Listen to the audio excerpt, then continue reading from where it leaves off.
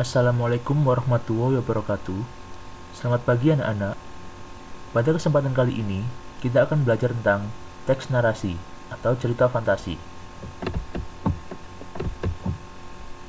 Dengan kompetensi dasar 3.3, yaitu mengidentifikasi unsur-unsur teks narasi, cerita fantasi yang dibaca dan didengar. Tujuan pembelajaran. Di akhir pembelajaran nanti, kalian diharapkan mampu menjawab pertanyaan, mampu menjelaskan ciri tokoh, latar, alur, dan tema pada cerita fantasi, dan menunjukkan buktinya pada teks yang dibaca atau didengar. Dan juga dapat menentukan jenis cerita fantasi dan menunjukkan bukti pada teks yang dibaca atau didengar. Teks fantasi adalah sebuah teks yang menceritakan suatu imajinasi penulis itu sendiri, sehingga teks fantasi memiliki sifat imajinatif dan khayalan semata. Hal yang bersifat tidak mungkin merupakan hal yang biasa dan bukan hal yang aneh, bahkan sengaja dilebih-lebihkan. Jika dilogikakan, tidak akan pernah terjadi dunia nyata. Berikut ada contoh teks fantasi dengan judul Lintas Waktu.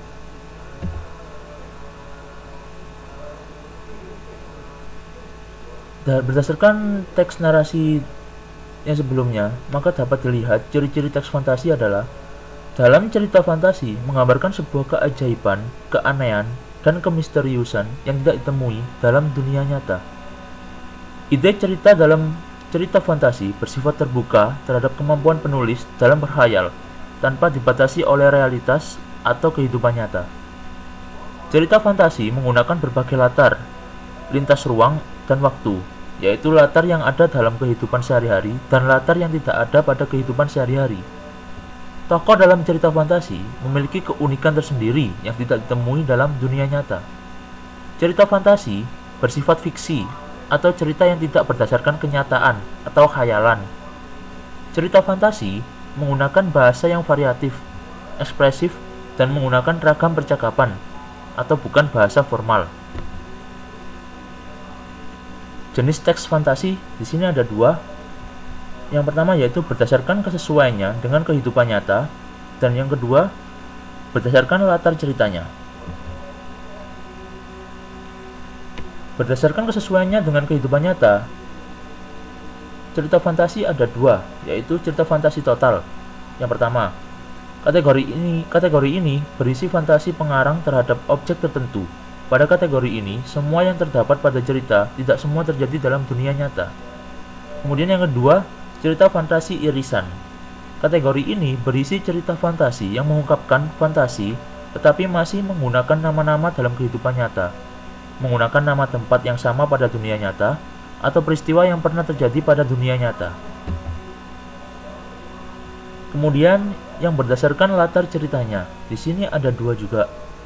Yang pertama, latar fantasi sezaman, maksudnya latar yang digunakan satu masa, atau fantasi masa kini, masa lampau, atau masa yang akan datang atau futuristik. Kemudian yang kedua, latar fantasi lintas waktu, maksudnya berarti cerita fantasi yang menggunakan dua latar waktu yang berbeda.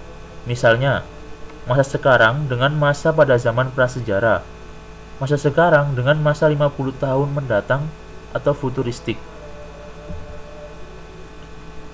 Oke, untuk lebih memahami teks fantasi, bacalah teks dan jawablah pertanyaan yang mengikutinya.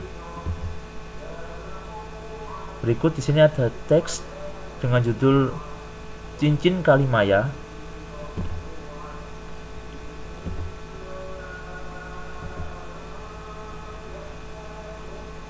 Selanjutnya, jawablah pertanyaan berikut dengan tepat dan masukkan jawaban kalian di Google Classroom. Terima kasih, semangat. Orang yang sukses adalah orang yang jujur.